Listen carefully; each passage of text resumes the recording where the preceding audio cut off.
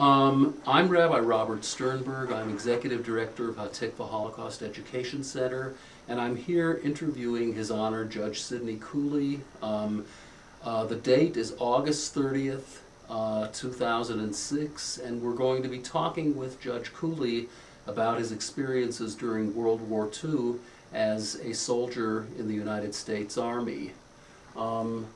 Judge Cooley, why don't we start by having you tell us where you were born and how you got into the U.S. Army? Well, I'm a native of Springfield. I was born in Springfield 92 years ago, and have lived in Springfield all of my life, except for the period of time during which I was in the Army, which was sometime between 41, 42, and 40, at the middle of 46, when I was discharged. Mm-hmm. Now, where did you do your fighting? Tell us something about. What did I do? Where did you do your fighting, and tell us something we about. came in from Marseille, and we were with the 8th Army, 3rd Army, 8th Army. We kept going back and forth. Our general was General Hibbs. The interesting thing about our division was that the man who was the colonel of the chief of staff for the General Ernest Wheeler, who was a West Pointer, later became, after the war, chairman of the Joint Chiefs of Staff. He was promoted to that degree and held the highest position. So and he'd earned, of course, his right to that recognition in his service with the 63rd Infantry Division, of which I was a part. The 63rd Infantry Division was, I can't think of the word, but it was organized and established down in Macomb, Mississippi, and we trained, and up to that point I had been like everybody else, I'd gone into the service. I'd been allowed to go to officers candidate school after about 6 months in service.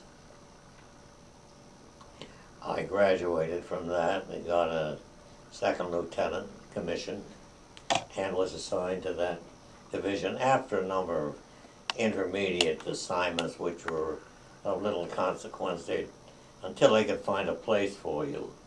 Although I had passed the bar, at that time there was no need, or they had no need at any rate, for members of the bar, and actually I had no experience at all anyway.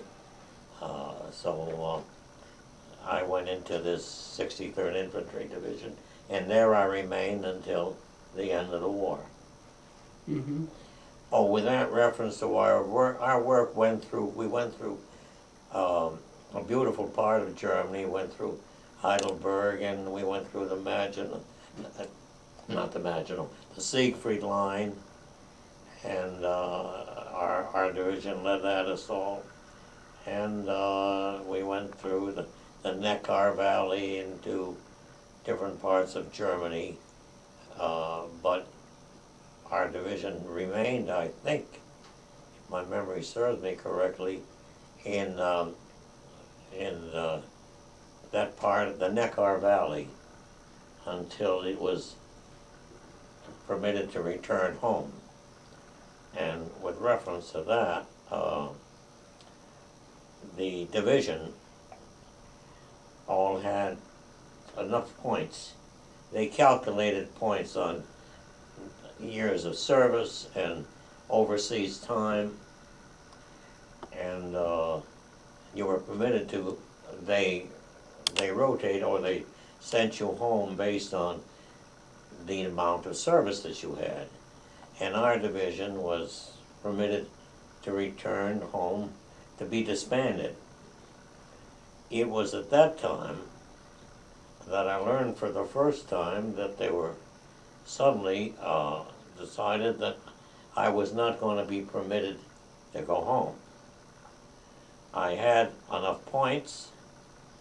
I was entitled to go home, but suddenly we found that the United States government, which had established its own sphere of influence in what they call the American zone after the war. There was the American zone, the British zone, the French zone, and the Russian zone. And they suddenly decided that in order to reestablish and build up the individual or the American zone, they had a need for teachers, engineers, railroad operators, bankers, and suddenly lawyers. So I found myself in a category that was known as a frozen category, and I was assigned to military government. Mm-hmm. Now, what was it like for you being Jewish and being in the army and fighting in the European theater?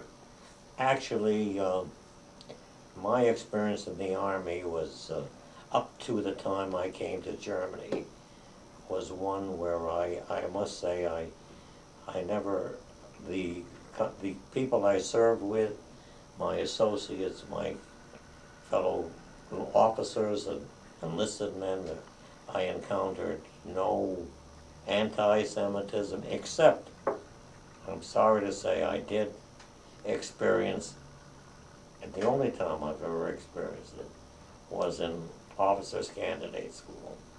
For some reason that I can't fathom, the day I walked in, the officer that was to be our commander for, he was a regular Army officer, took one look at me and said, "You might as well pack up and go home, because you're not going to make it."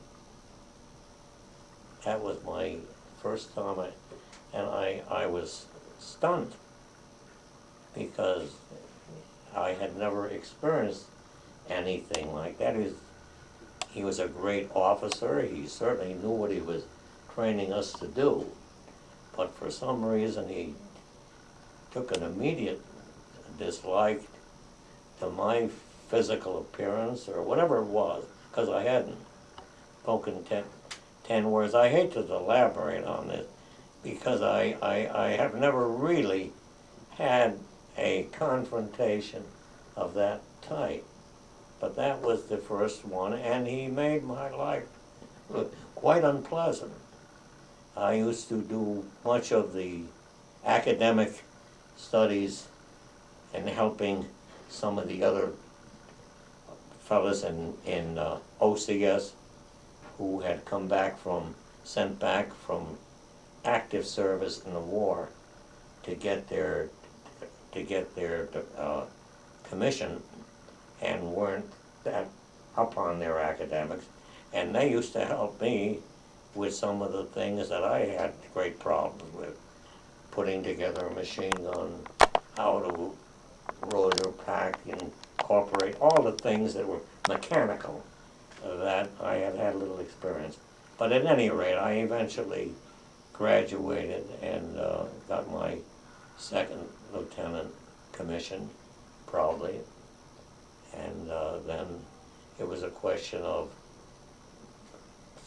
pushing me around in different assignments for 30 days, to Omaha, to Texas, different places, which they do with all newly commissioned until they can find a spot. When I came to Macomb, Mississippi, it was, at that time, in my judgment, the worst possible spot in the world that they could have sent me. I'm talking now purely from physical accommodations. It turned out to be a wonderful assignment. And I was there with a division. Oh, the word I wanted was activated. That's where the division was activated. And I remained with that division until I was finally, until it was finally disbanded at the end of the war, and I was picked up and ordered to report to military government.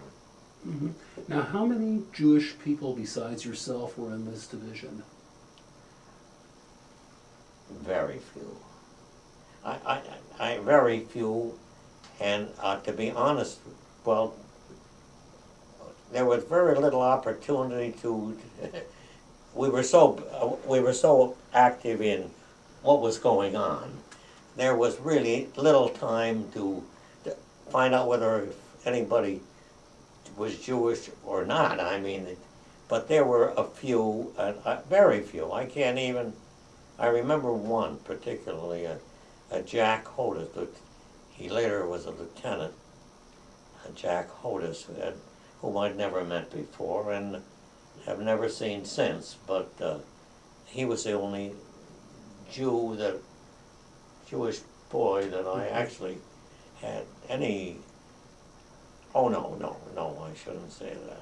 When we were being activated, when I made friends with a fellow who then the division band leader, a great musician, Hal Polikoff. We had a band that looked like Glenn Miller's, and he was the leader of that band. I had been a little bit of a former musician. I wasn't good enough for that band, but we became good friends, and the year that we were being activated, we saw quite a bit of each other. But overseas is, I think you're talking about it. Mm-hmm. I had really no contact Mm-hmm. until after the war. Mm-hmm. Now, before we get to that part, Sid, tell me a little bit more about what it felt like to you going to fight against Nazi Germany and being Jewish. What Well, did you know? And We all, I don't think there's anything, but I think everybody shared, any Jewish fellow that was in it, we felt we had a cause. I'm not so sure that all of the other soldiers felt as much, as strongly about it as we did. But here, these terrible atrocities were taking place, these terrible things, the unbelievable things were happening in Germany and Poland and other parts in Romania, that to be anything but in the army at that time was unbelievable. You just, that's where you belong. And very few of the fellas that I later met in Jewish war veterans and things, I think most of them felt exactly as I did. It wasn't anything that any of us didn't feel that it was our war. It was our war. And if we weren't there, who would be? Mm-hmm. Mm-hmm. So tell us what happened after the war, once the ceasefire Well, I was declared. terribly distressed because I was engaged to be married.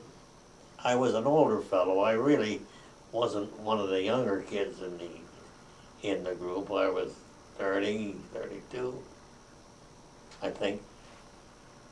And I was anxious to go and get on with my life, and join my brother in the practice of law come back to Springfield where I belong. So I was really very, very unhappy when I learned that I was going to be frozen, that's the terminology, frozen in Germany, when the division was going back. However, and they put me in I forgot now it was a military government group, not a group, it was a small segment, and I don't even remember right now what unit it was, but I found out it was a beautiful place to be, beautiful in the sense that we were removed from headquarters. We were some distance from headquarters, so we didn't have all that, what they call polish, and we were very, we operated as individuals who had a job to do. people didn't wear their rank. At that time, I was a first lieutenant, or maybe a captain, maybe, I'm not sure. And sergeants and corporals in the group didn't wear their rank because everybody had a job to do. And it didn't, and in order to be more effective, you were more effective without you being a corporal or a sergeant if you were just an American in military government and nobody knew what your rank was. But our division, not our division, our segment was then being directed, or commanded is the word, by a Colonel Ryan, who came from New York State, who was only with us a short period of time, and it was in this small unit that I found myself. Well, in doing so, however, I soon found that it was an opportunity of a lifetime, something that I could never have possibly visualized, my ever finding myself in, number one, in a position of authority, number one, in a position of control, and number one, as a Jew who actually had an axe to grind, in that here I was in a place which was strongly, the home I was in had been the Christleiters' home. It was a castle, and it was a strongly activated National Socialist headquarters. It was right in the area of, well, it was like the Berkshires, and it was outside of Munich, and we were in a place called Bayreuth, a beautiful, small, dream community from the standpoint of picturesque and all that. It was very much, as I said, like the Berkshires, but it was a hotbed. It was right near the Richard Wagner Festival House is located, which was their Tanglewood. But that's where all of the music that was so acceptable to the Nazis and approved and recommended was played, and it was really a hotbed of National Socialism. So there I was, and in a short time after I went into that organization, Colonel Ryan left. He was deactivated. He went home. And I became deputy military governor of this, although it was a small detachment. The area that we served was huge. It was made up of largely of a number of little towns, and it was also made up of a city. The city being Bayreuth, but it also, the county, which embraced all of these towns, was also called Bayreuth. So this area was better than 200,000 people that we serviced, and we serviced them far removed from supervision. It was rare that anyone from higher headquarters came down. We were told we had to do, we got our orders, and in carrying out the orders, not only did we have great latitude, but they couldn't have been, if I had written them, they couldn't have been more favorable as far as I was concerned. We had I think if our names escape me, as a commissioner of U.S. Commissioner of whatever his title was, the highest position in the military government, somebody by the name of McCoy or McCloy, I'm not sure, who set up a denazification program for our area. Supposedly it was in concert with what the other areas, the French and they were doing. Nobody was interested in reactivating Germany. Nobody was interested. They were interested, at least on the record, of removing from high position people who had been Nazis and replacing them with people who were politically clean. That couldn't have been, as far as I was concerned, these were my orders, and nothing could have been nearer or dearer to me. I had one of the jobs I was given was housing and accommodations. Well, this was already at a time where people were just being released from the concentration camps, and they were skeletons in striped suits, and they were, to look at them at that point was just enough to make you cry. And they were all over Germany. I met, this is the most important part about my activities in Germany.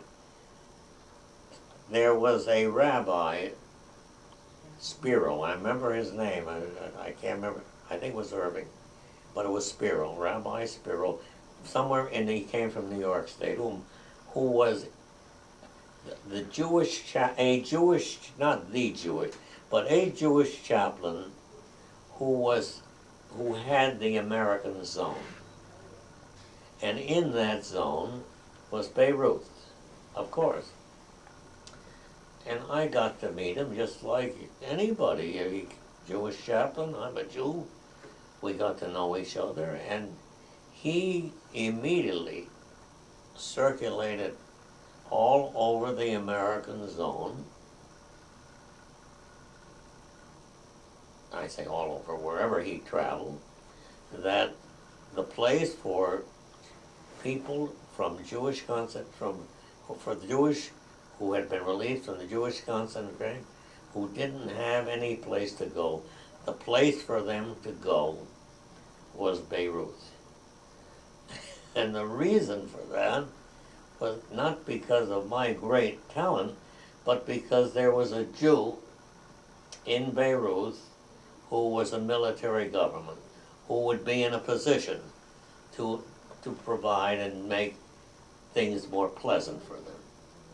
So it was very short time when these remnants of, destitute, had nothing, were starting to come to Bayreuth in large numbers.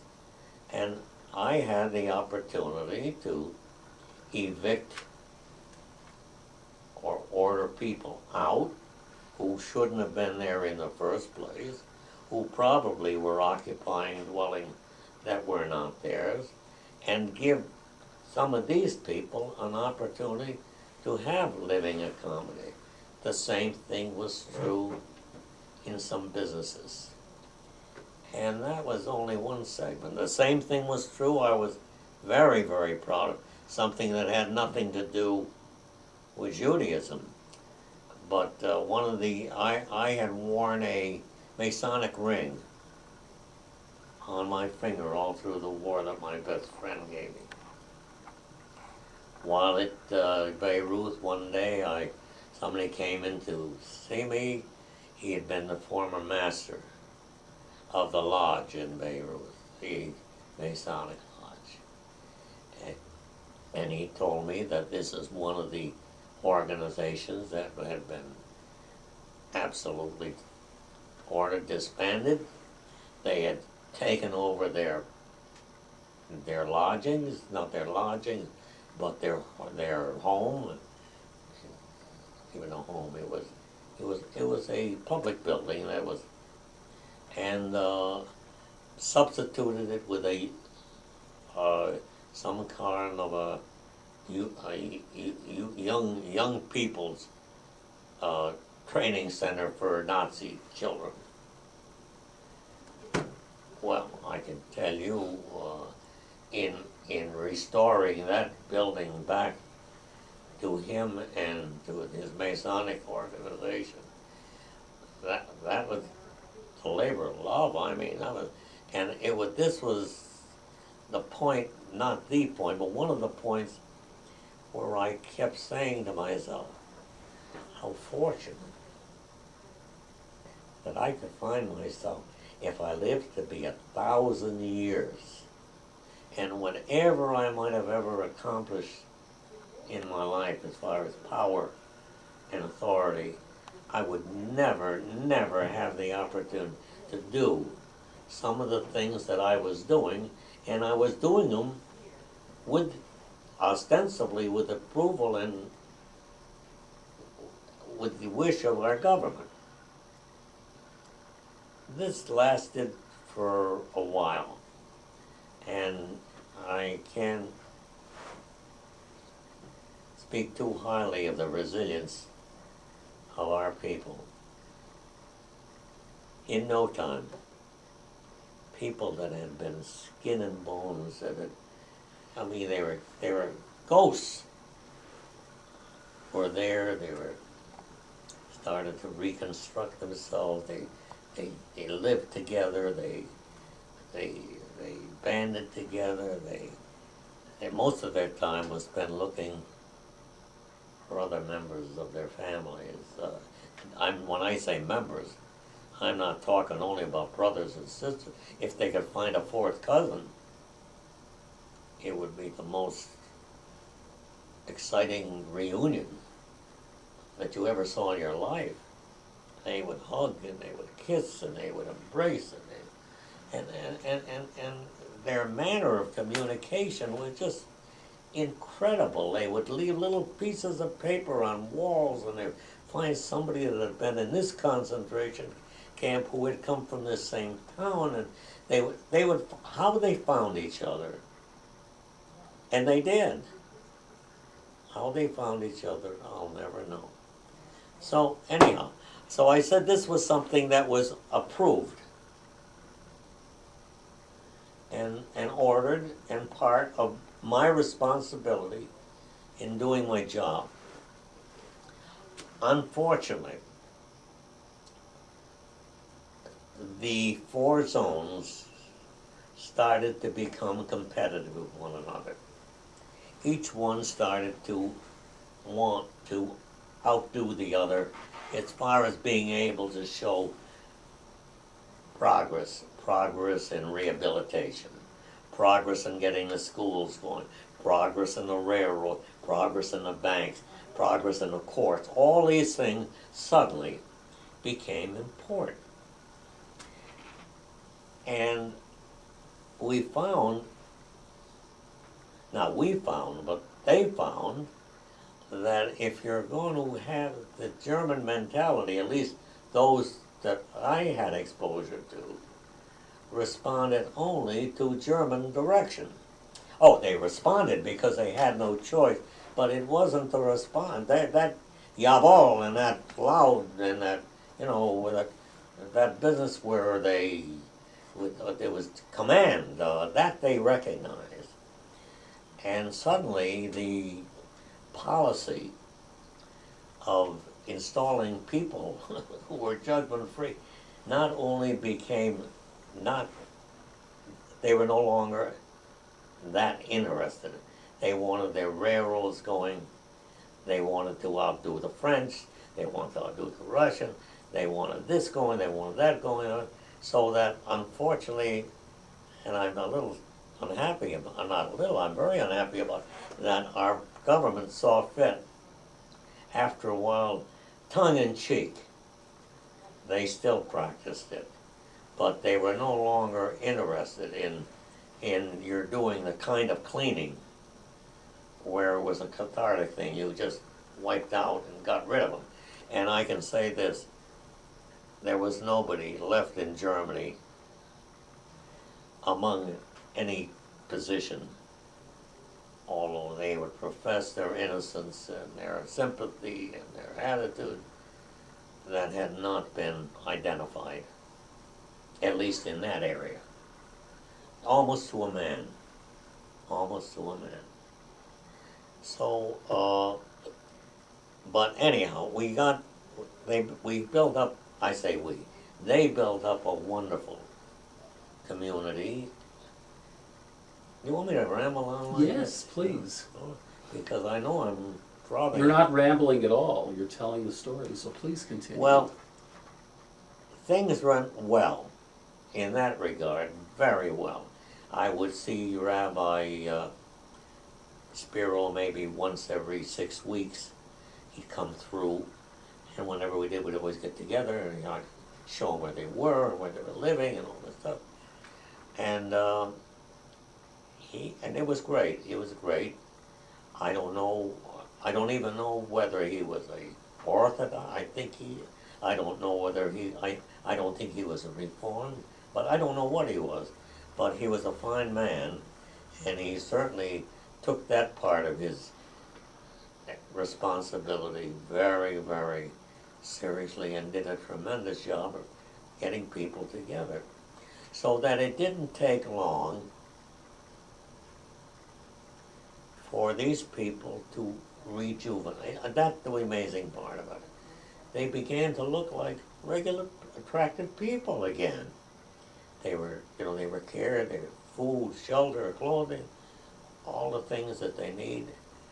And I have to say this, and I say it with a little, and maybe you may want to delete it. But there were two groups, I put the survivors into two groups. The thinkers and the scientists and the doctors these people were the first to be eliminated. They didn't have the will or the knowledge to survive. Our people are the will to survive is an unbelievable thing, unbelievable. And not all of those who survived were our most desirable of our people. There were two elements in where I was. One was the element that wanted to get out of Germany as fast as it was humanly possible to get them out to Palestine, America, and the others that after having lived here for 4 or 5 months kind of felt there was a lot of opportunity, and there was. Some of them were already dealing in black market and things that were not, well, I don't want to use the word kosher, but they weren't they weren't legal. And this was the element that was not the finer element, but they had gone through these horrible, horrible experiences, and they were survivors. And they were going to survive at any cost.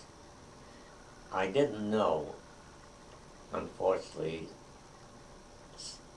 I knew some wonderful people, but I didn't know some of the great, great people who I'm sure were early victims of that Holocaust.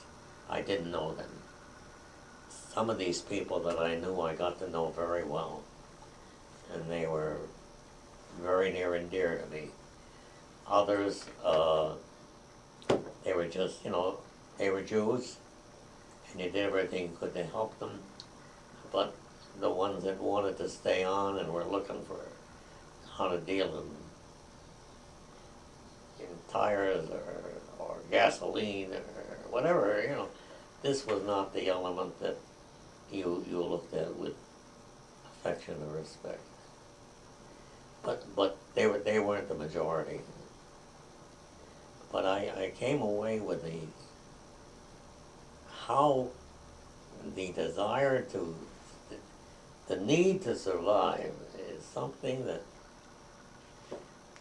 you wouldn't know when you saw them. You wouldn't know why in the world anybody would ever want to survive.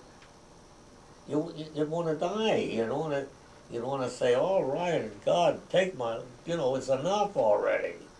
You're starved, you have nothing to eat, you're in rags, you're in dirt, you're abused, you don't know when they're going to take you, march you down, and that's the end of it. But that was a strange reaction that I had. I'm not proud about it, but it's true. I have to say that, and I think I'm almost, unless you have some questions, the one thing that did happen within the zone I was in, and I kept thinking it was in Bayreuth, but it wasn't. It was just outside of Bayreuth. One of the things that we did is we took an estate, a magnificent estate, that had once belonged to one of the Hitler's top 10. This was a fellow he was, I think his name was Stryker, if I'm not mistaken. If I'm not mistaken, he was the one that was in charge of their propaganda and control of the press. Yeah, the editor of Der Stürmer, which was Yeah. a Nazi newspaper. What's his name? Jules Streifer. Yeah, that's who it was. Mm-hmm. And he had a place that was magnificent. But it was where you had cattle and you had horses and you had farmland and you had barns and you had everything. And if I'm not mistaken, it must have been Rabbi Spiro's thought, that because I don't think I would have been smart enough to have thought of it. So I appropriated. Now we took and we opened up an area where those people, those concentration camp Jews, who wanted to go to Palestine, and in the first place couldn't get there because of transportation problems and admittance problems. And secondly, those who had no knowledge or background on how they would adapt to a life, an agrarian type of existence. They didn't know the front end of a cow from the back. They didn't know anything about plowing. They didn't know anything. They didn't any more than I do. So here they were able to be taught and trained so that when it was possible to repatriate, to transport them to Palestine, these people would go. And that became such a successful and wonderful operation that I think it's a 12th Corps, a general, well, the general of the 12th Corps came down with the New York Times to take pictures and to show this tremendous program and they're in some of the pictures that they took. Rabbi Spiro's there, I'm there, and this part of this Bayreuth community, the part that wanted to go back to Palestine. The most touching experience, and one I shall never forget, was during that period of time we had Passover, Pesach. Now, traditionally, Passover, you recite the Haggadah, the Exodus from Egypt, and everybody recites the same. But in this case, we had it in one of these barns in Stryker's farm there. And I don't know if there are 50 or 70 or 80 people there, all of them concentration camps. And the story that was recited, in addition to the traditional story, was a story of the Exodus, hopefully the Exodus from Germany, from the concentration. Rabbi Spiro conducted the services. I was there. I think we even might have had some Gentile personnel who just came to observe. It was the most touching experience I think I will ever observe or participate in. And that was it. We had our own little community in Bayreuth. I got to know them. We had, and they were starting to rejuvenate themselves. We had a marriage, which was exciting, that I was at, of two former concentration camps. I don't know if they're the same camp. We had a birth, and we had a bris, and the Jewish life was being reestablished again. And that part of it was one. So that at the end of the time, when it was already time and these things had already finished, and they said, you can go home now, I really felt, and I do, I really felt that the good Lord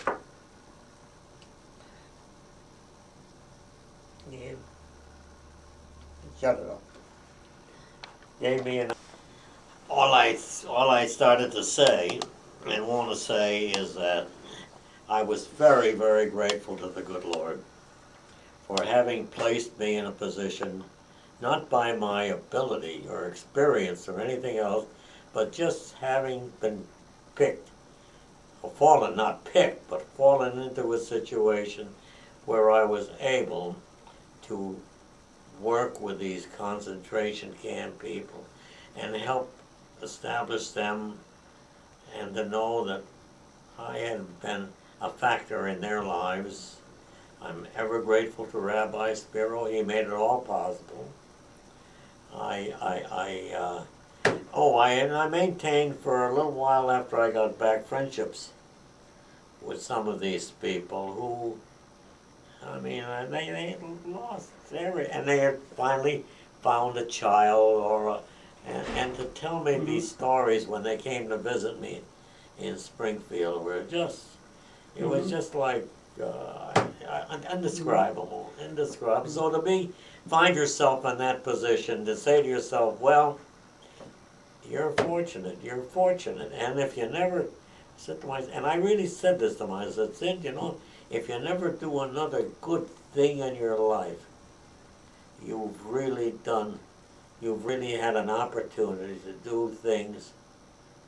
And I said that really modestly. I didn't say it in a bragging fashion, but just that I was grateful to have been found myself in that position. I'm sure there were others that also found themselves in that kind of a position that in 1,000 years they would never have the opportunity to interact with their fellow Jews in that manner.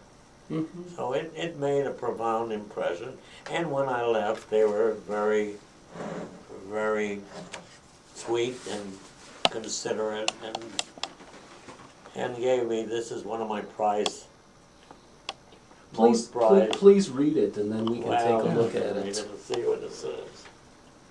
We, the representatives of the Jewish community in Bayreuth, give expression to our deep feelings of gratitude and love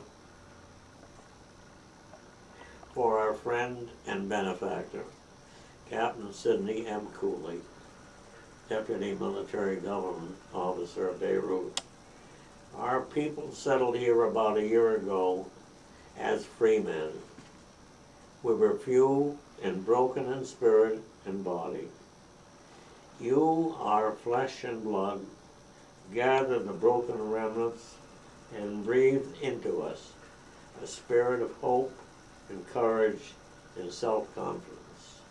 You were like a father and brother. You never faltered, never tired, and never lost your patience, and all you did in modesty and with a spirit of self-sacrifice. Now we are several hundred strong and organized and on our way out of the diaspora. However we shall go, wherever we shall go, we shall carry in our hearts a memory of your deeds, and on our lips there will always be a song of praise for you. I didn't realize how beautiful. I'd never read it before, but I do treasure it. Could you hold it up so that we can get it on the camera? Okay.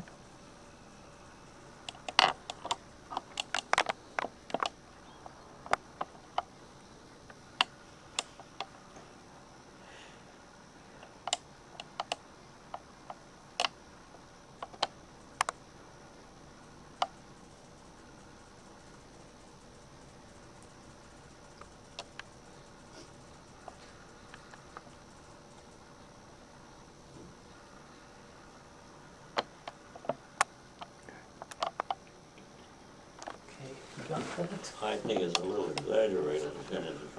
February the 26th, 2006. It really has to do primarily with its 60th anniversary. I think that's the reason the article was written. I didn't know it was being written till they called and asked me for some information that they wanted to authenticate. But the fact that Cooley and Schreier, which my brother and I were the founding partners 60 years ago, and I think that's the reason the article was written. But in it, it details to a large degree many of the things that were important to me in the course of my life, my music, my relationship with my family, my relationship with the people of Springfield. And it's as I said, it's extremely flattering, and it's a kind of an article that if my mother were still alive, she would have written. Because as far as she was concerned, I could do no wrong. But it's interesting, and I'm glad to tell you about it. What I'd like to do now is just take out a couple of these photographs and have you, let's get some of these photographs also on the camera. And Sid, I'd like you to just, I mean, there's a lot of pictures here, so we're not going to look at all of them, but I'm just going to pick out a few of them and have you tell us something about what's going on here. Just bear with me a second. I think we're going to take this one and... Oh yes, that's a, no, I don't know who that other rabbi is. And this one here, this one here. There's his signature, Weiss Leon. So it's Leon Weiss, that was his name in this picture. I don't think that's Jacob Gronsky. Yeah, well, that's an Amy. I think that's an Amy one other. Oh, he might. Okay. Go ahead. So tell us about these pictures. This is the picture I'm holding in my hand is really a tremendously important one because it was the first Jewish wedding that took place in Bayreuth, which took place between former concentration camp inmates who were living in Bayreuth while I was there. And it was a very joyous occasion. And you will see, it's unbelievable when you look at these faces, if you can see them, it's not too cold. smiles and how they've rejuvenated and reestablished themselves, and they look like human beings again. And this young lady who was the bride and her groom, and it was a very, very happy occasion, and it had a very happy ending because I'm not going to say when she became pregnant. Mm-hmm. This young lady might have been a pregnant bride, Okay. but I do know that before I left Bayreuth, there was a child born, a Jewish child, their child, and we all celebrated because it was a new birth and a new beginning. And that's why this picture is such great importance and so meaningful to me. So this is a little better, clearer picture of the bride and groom. And I think brother, I'm not sure, I don't remember who the other, but these were all people who were skeletons, perhaps about 3 or 4 months before Mm-hmm. these pictures were taken. Do you know where they settled? Where they settled, no, I don't know. I think these were German. I think these went to Israel eventually, but if they did, it was after I had left. Mm-hmm. They had not arranged a departure prior to that. Let's see.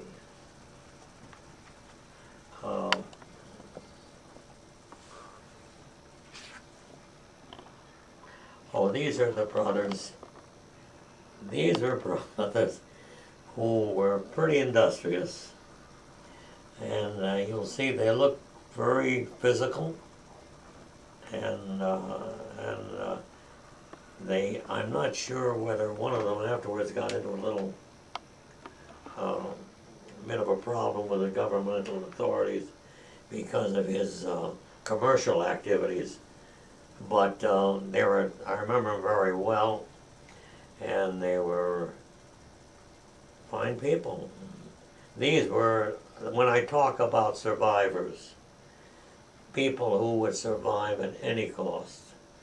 This is an example of 3 young men who were just going to survive, that's all. And I don't think whatever it took, they would be here, and they are. Here they are.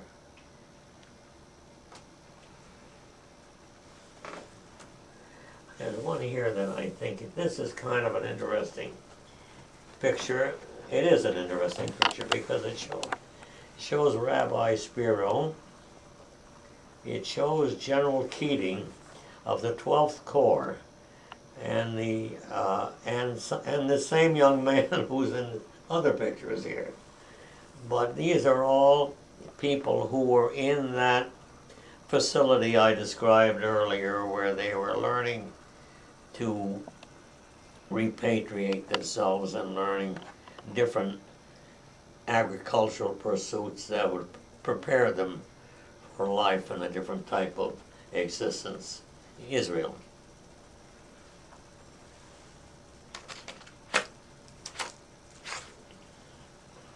I doubt that this will come out, but this is a picture of where the facility was located, and a much larger group of individuals who were there, and who were there for the Passover service that I described earlier that was so moving. And again, I think, yes, there it is. Is this the Passover meal? Is that a picture that was taken at the Passover meal? I don't remember. I didn't even remember this picture. This might have been a wedding. This might have been at the wedding. Mm-hmm. I don't think. Do you see monsters there? I don't see.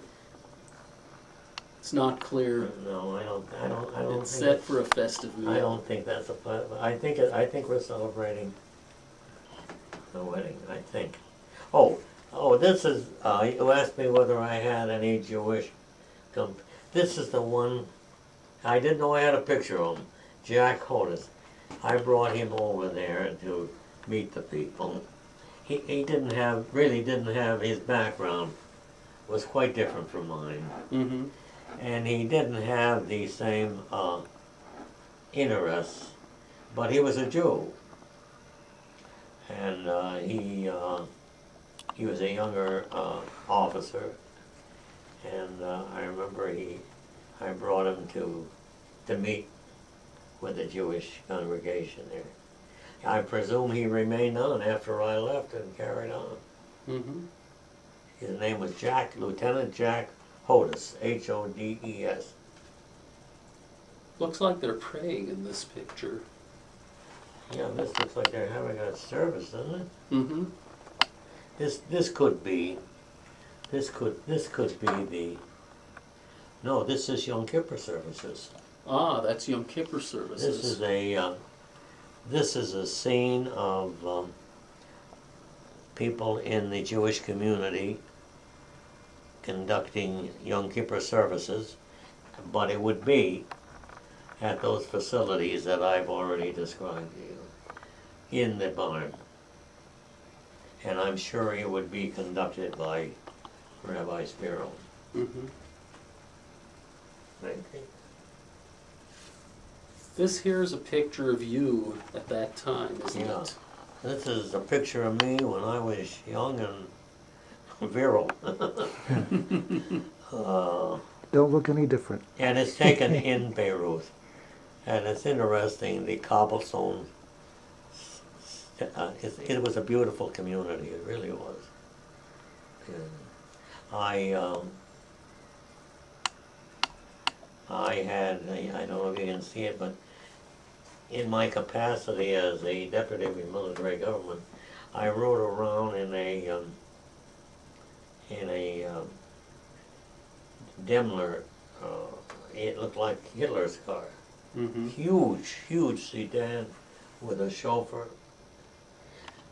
I'm not suggesting that being a military government, you were on starvation rations. You were not. You was living like a king. Well, you were there, but Now this picture is taken in a courtroom. Was this some of the Nazis that you had on trial? no. This is the sort of thing. I also, one of the duties I had was that of a judge. Mm-hmm. I had no experience, but they made me a judge, okay. And these are probably Germans who were brought in for violation of military government regulation. And the interesting thing, and I explained it before, this young lady here is an interpreter. She is a German. And I had a brilliant German,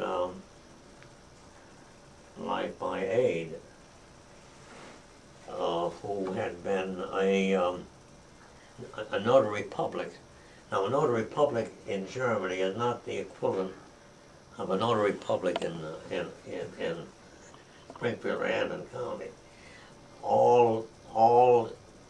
Everything, all records of any import, it's taken after the Napoleonic Code.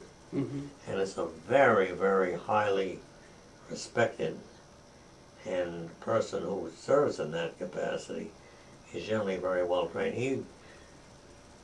I thought he served as my interpreter, he served as my clerk.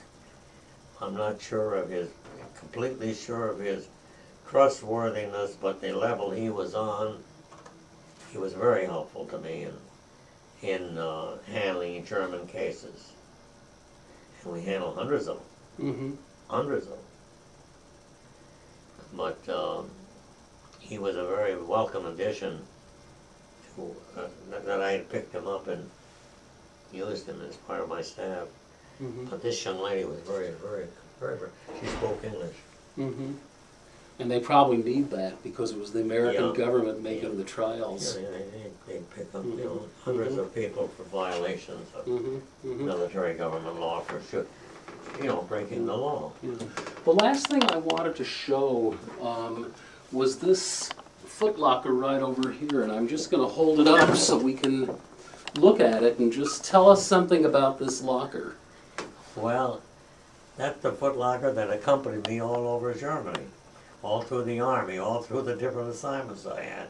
And it says Captain Sidney M. Cooley at 24 Sumner Terrace, Springfield, Mass. That's where I lived at that time, and that's where I returned after the war. And we got them after we finished OCS. They were, as I don't know if we bought them or whether they were given to us by the government. But you sure had to have some good muscles to hold it because it's heavy. Believe me, they threw them around pretty good. Yeah, I We bet did. they did. Well, listen, I want to thank you very Don't much thank me. It was- for it this. was This was, An experience it was a very wonderful Yeah, experience and a very. very important one. I don't remember the, you know. We're going to make copies of this, so I'll have a copy made for you. And how many more? You have one son, two sons, three? Tell me how many additional copies you'd like of this for anybody